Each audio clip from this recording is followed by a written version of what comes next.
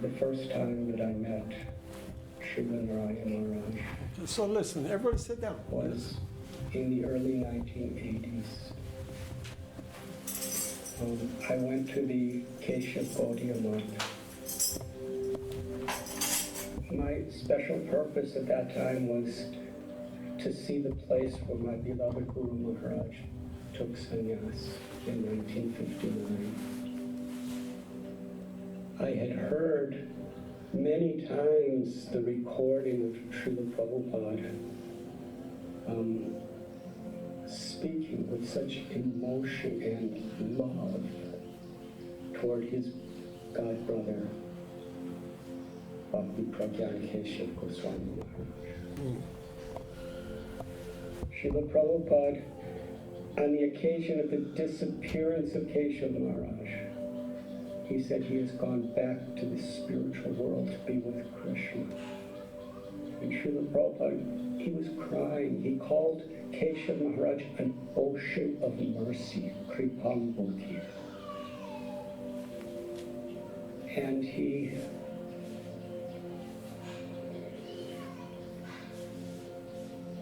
declared that on behalf of his Guru Maharaj, Srila Bhakti Siddhanta Saraswati Thakur Prabhupada, Keshav Maharaj pulled him from material life, Prabhupada said that, and gave him sannyas and sent him to the Western world. So while I was in the temple room where that historical pastime took place, meditating, praying,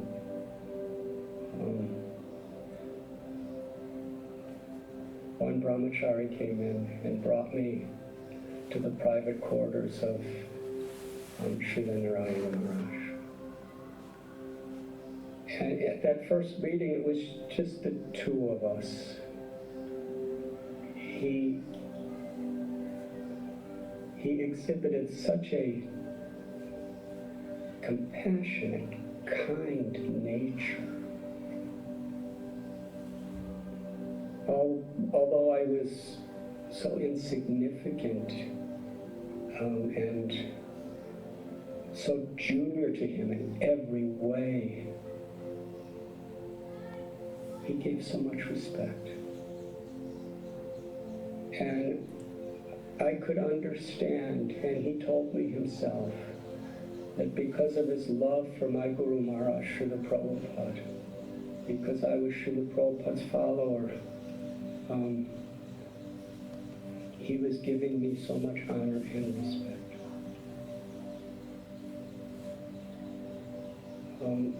That moved my heart forever. And over the years, we met many, many times.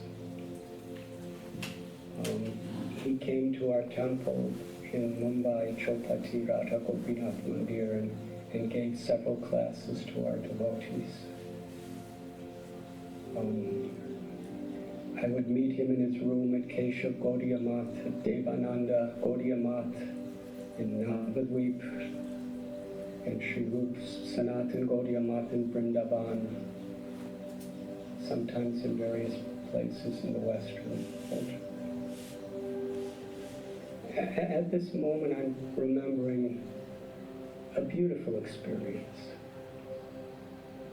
It was Kartik, I believe 1993.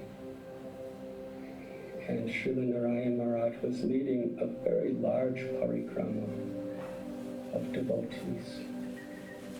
Mostly they were devotees of Indian origin, but there were also a growing number of Western people coming, Vaishnavas also.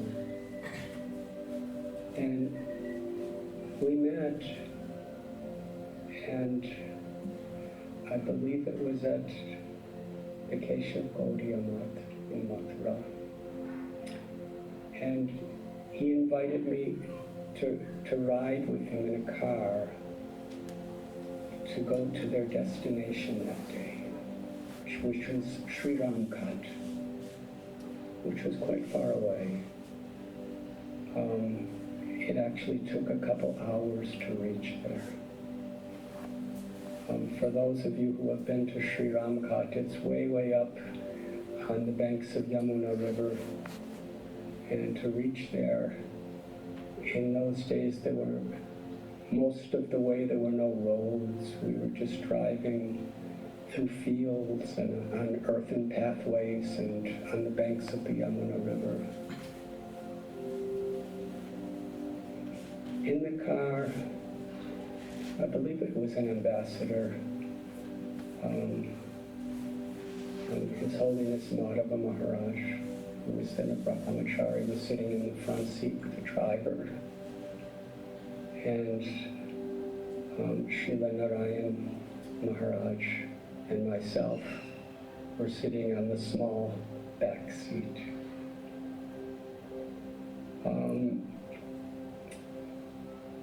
The car, which had very poor suspension, it wasn't even on a road, it was just in fields, was going up and down and bouncing and bouncing.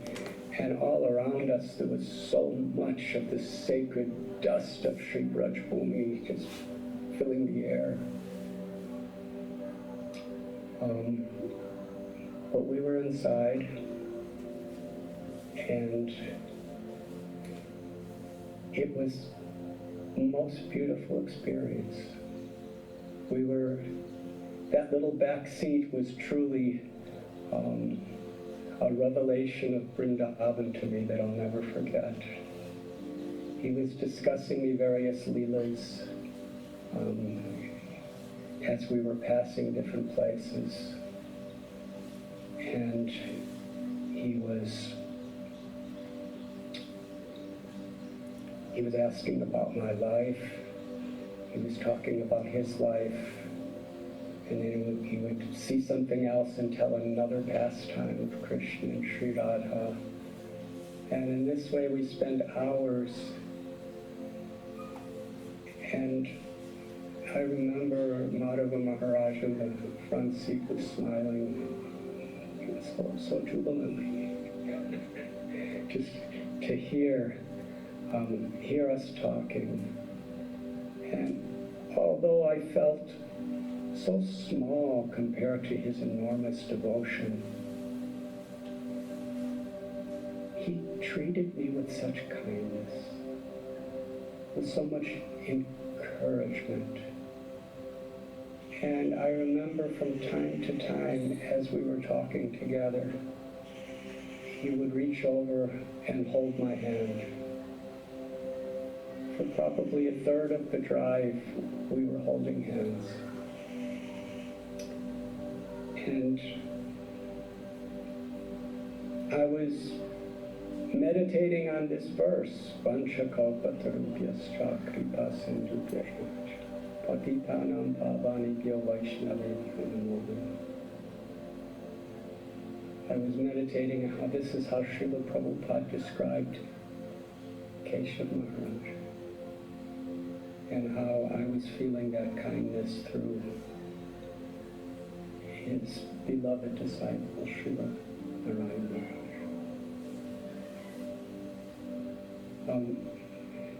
He invited me to join him several times in various places for his parikramas of Sri Vrindavan. And whenever we met, regardless of the circumstances, it was always so sweet and filled with the experience that I read about in Sri Chaitanya Charitamrita. I'm remembering another time, it was in the Western world, where there was an ISKCON festival with leaders of ISKCON. Just down the road from a festival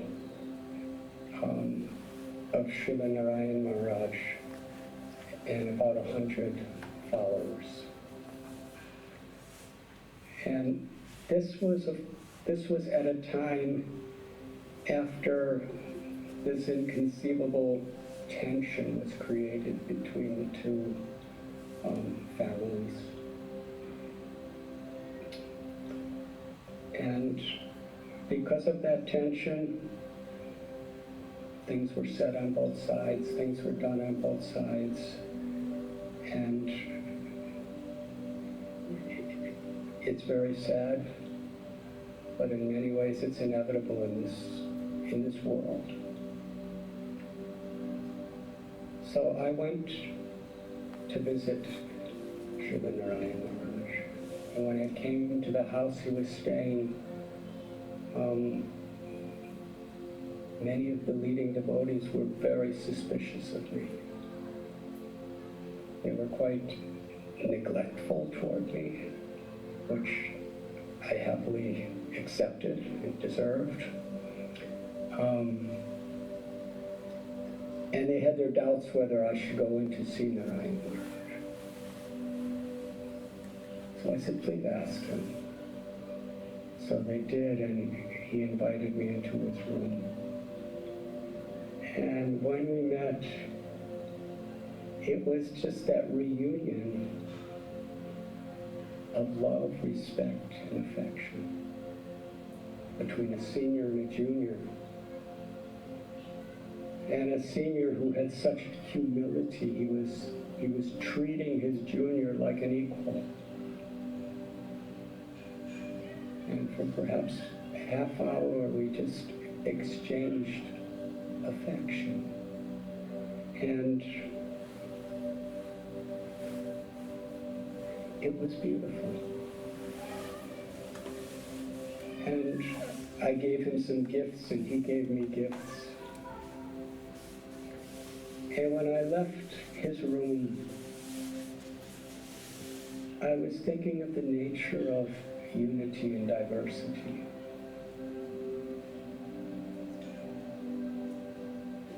The very basis of true Vaishnava etiquette is love. The idea of love is not just a sentimental thing. It's the ultimate goal of life. It's the singular thing that we as Vaishnavas are aspiring for. And Bhakti Yoga is the path to prema. It's in how we express our love that Krishna reveals his love. So I'll end there. I hope you all caught a little bit of that, and it will help with our decisions in the future, how we react to different camps, different temples, that we are all trying to go back home, back to Godhead. This is not an easy thing. And if somebody tells you to be offensive to another group, you should get your shoes, offer your obeisances to them from a distance, and quickly make an exit. Okay? So I want to just conclude. I want you to come get ready. Can you bring the harmonium? I want to conclude by saying that our Prabhupada, our A.C. Bhaktivedanta Swami, he says that there is some happiness in this world.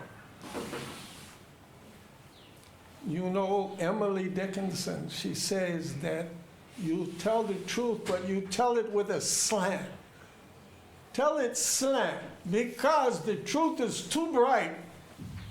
It's like lightning. It'll scare the children. So with some sweet words, some calm phrases, we try to.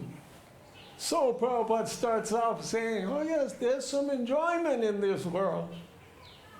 But then he starts to chip away at it. He chips away at it. Even our siblings, our own brothers and sisters, they may offer us some love. The father may offer some love to his children. You see, there's some exchange. Friends will offer some love. But it's always tainted. They want some sympathy. At the very minimum, some cooperation, right? They want some work, something to be done, some sympathy. But the speakers, the Vaishnavas, the Guru, Bhagavan himself, he does not speak with any regard for anything other than the benefit of the soul.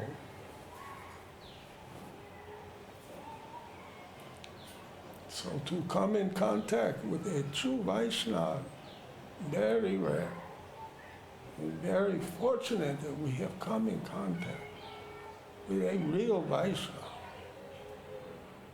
that we are able to associate with real devotees. And we'll go home, we'll go back home, back to Godhead, by understanding this highest principle. Okay, I hope you all enjoyed this little. You can find it on YouTube if you want to see the rest. I think it's very important. What's it under? Radhanath glorifies Srila Narayan Maharaj. Very important that we don't stay sectarian. You know, we always say, oh, the Hare Krishna movement, we're non-sectarian.